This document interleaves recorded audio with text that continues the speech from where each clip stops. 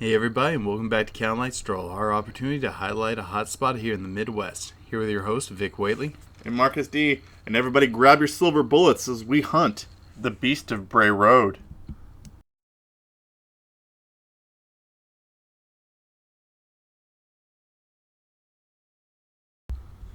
The Beast of Bray Road is an unidentified hairy humanoid known to stalk southeastern Wisconsin. It's described as having both wolf and human traits, and most closely resembles the folk legends of the werewolf. Although sightings of this creature are most strongly associated with the late 1980s and early 1990s, sightings of it can be traced back to the 1930s and are even sparsely reported to this day. Our first known sighting of the creature comes to us from 1936, when Mark Shackleman was driving along Highway 18 near an ancient Indian burial ground when he witnessed the creature digging into the mound. He said it reeked of death and looked at him and spoke one word, Gadara, although this may have been a misinterpreted growl. In 1964, a creature matching this description was sighted again by Dennis Fulis, who was driving home late from work one night. He saw the creature dart across the road in front of his truck. He estimated it to be 400 to 500 pounds and 6 to 7 feet tall. It then quickly disappeared into a nearby cornfield. He did return the next day to look for any evidence of it, but all he could find was the swath cut through the cornfield, although he did go on to make the statement, "It was no man." In the time from 1989 to 1999, boasted no shortages of sightings of this creature, and these sightings make up the bulk of known encounters with it.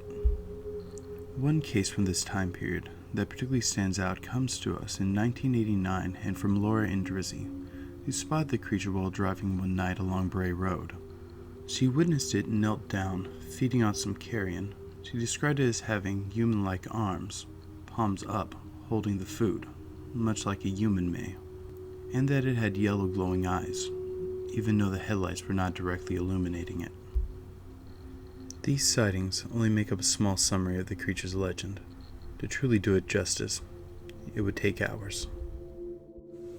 So guys, this is one of America's most famous Wolfman stories. The Beast of Bray Road, made famous from the movie in 2005 with a great cast of just terrible actors. This movie was actually so bad I thought Tara Reid was going to show up at some point just to make an appearance to show how bad it was. But this does not mean that the legend of the Beast of Bray Road is not actually pretty exciting. Especially when we try to look at the biology of this thing, right, Vic? Yeah, there's a few things that we should look at when discussing, assuming this is a biological entity. First, canids aren't bipedal or partially bipedal, and this creature seems to be at least partially bipedal. Canids nowhere in their evolutionary line have hands. They always have paws. They're always quadrupeds. Another thing, this is normally something associated with primates, but large primates don't have pointed ears like this, and these creatures are pretty much universally described as having pointed ears, and canids have a very distinct snout, which this seems to possess. Biologically, there's not really a place to put it, assuming it is a real biological entity. Because when some people are actually talking about the beast actually eating, it's actually like grasping meat, with its hands, which is not normal for a canine creature. Yeah, imagine if you're tearing at tough meat and you're holding the bones with your palms up. To do that, you have to have an opposable thumb to reach around to give you that leverage to pull against. Wolves don't have opposable thumbs. No, that they do not. That's exclusive to primates. And speaking of primates, many people like to compare the Beast of Bray Road to Sasquatch. That kind of brings up this question, could the beast actually survive in this type of biome, like in southern Wisconsin? Now, when everybody looks at Sasquatch and it living up in the Northwest, that's actually what people say gives it the ability to survive out there, being isolated by itself, and why we don't encounter it because it's so isolated out there. Is southern Wisconsin similar to that, so a creature could hide out there and we would not be able to find it? Well, we do have lots of cornfields, lots of old barns. There are sparse woods out there. But more importantly, I think it has the food to survive out there. You have bears at points in this region, and, well, that's proof of concept that a large carnivore mammal could do this. Beyond that, there's lots and lots of deer within the area, which is a primary hunting staple for large carnivore mammals. The Midwest seems to be a hub for these wolfman-like entities, whether they're dogmen or werewolves. It just seems to be a thing here. Yeah, I mean, when you go across the United States, it just seems like each sort of section seems to have their own, like, animal-human hybrid. And I think the Midwest kind of wins. I mean, if you look at them across the board.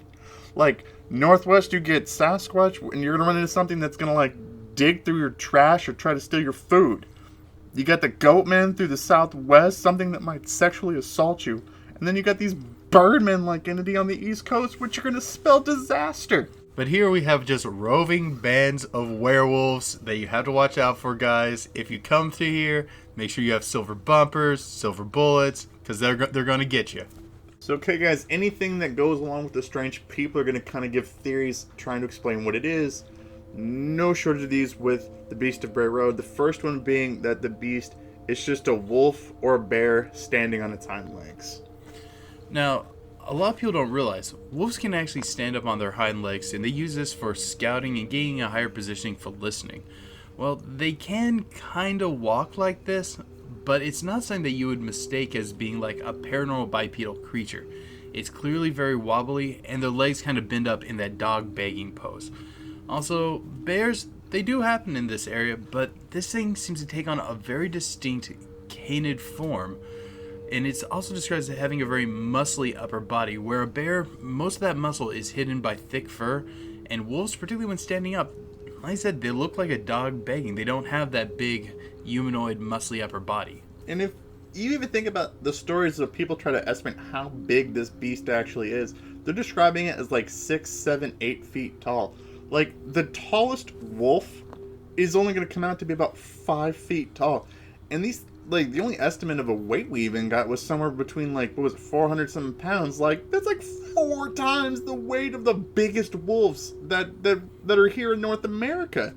Like, it just doesn't make any sense. This would be like the most massive wolf sighting ever if it was this. Alright, the second argument that's most popular is that this is just a misidentified Sasquatch here in the Midwest.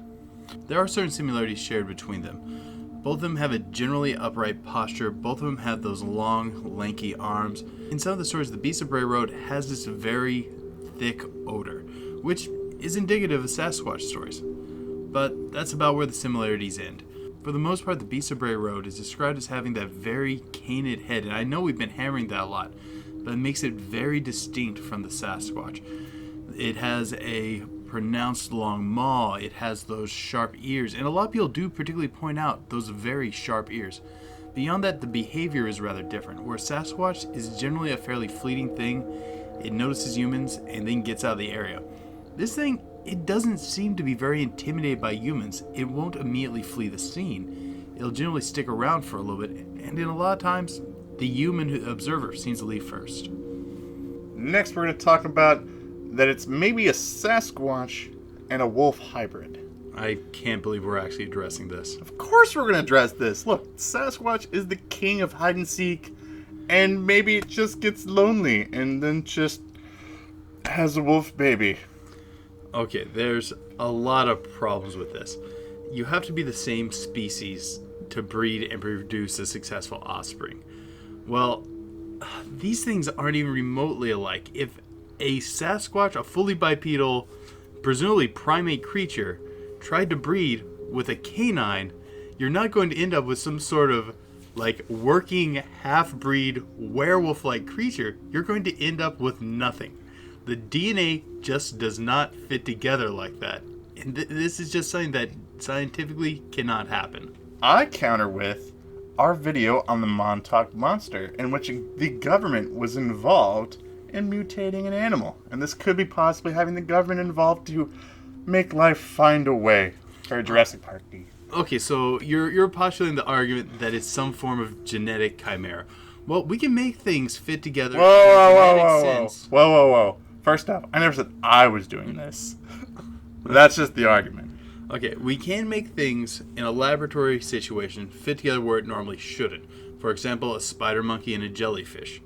Well, that's true. We can make that work, but odds are if you mix traits from both in the sort of sense where you're going to get diverse traits from each, it's probably not going to work out. The thing is, you can put in very specific aspects of a genome, like in the spider monkey jellyfish hybrid. The only trait that was being shared is the glowing protein from the jellyfish into the spider monkey. You couldn't share that many diverse traits and have a viable offspring. From all of that, all I got was, I want a shocky monkey now. Oh my god. Moving on. I'd kind of like to address the elephant in the room and throw out, maybe this is just a werewolf, like exactly what folklore has described for years. It's something that's hiding as a man, and during certain triggers or in certain situations, it's taking on this form. It's not constantly living in it. That's why it only seems to pop up at certain points. What do you think? I mean, it could be. I mean, this is a rather large creature, and if it sort of has a human element to it, that maybe explain why we're seeing it in this, large wolf-like creature form, but we're not finding any sort of like habitat, like any sort of like den or nest or whatever you would call it, wherever a lair, wherever a werewolf keeps itself, and which might explain that. And beyond that, maybe that's why it doesn't seem to fit in a biological sense. It's not a biological creature. It's something more of the supernatural or paranormal. So, okay, guys, this is the part where we talk about what we think that it is. For me, I think that the Beast of Bray Road is a DogMan. It's a large creature that is generally native to the Midwest that lives outside in these very rural, forested areas. There are large sections of northern Wisconsin, and even in southern Wisconsin, where this creature could hide. This part of the country that it's in has bears, so we already know that there are other large fauna living there that can sustain itself. That makes me believe that something like the Beast of Bray Road could live out there in the wild.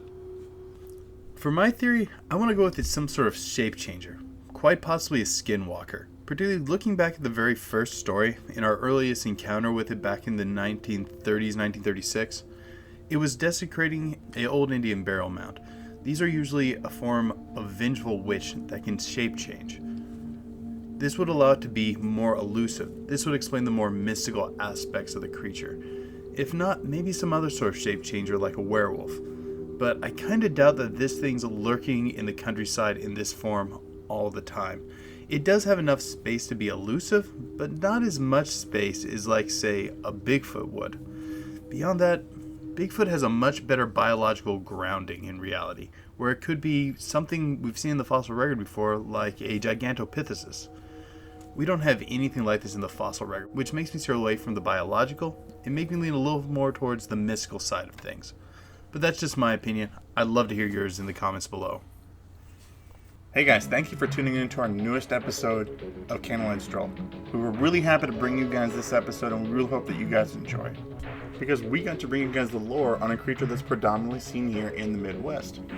And also, this case was very, very lore-rich. We're still only hitting the tip of the iceberg on it, and I want to thank you guys for the opportunity for us to dive into it. Also, I'd like to take this time to welcome to the channel Whateley, who's doing Stories by Candlelight. If you haven't checked it out, you should really check it out. But don't forget, keep believing. Because we'll keep listening.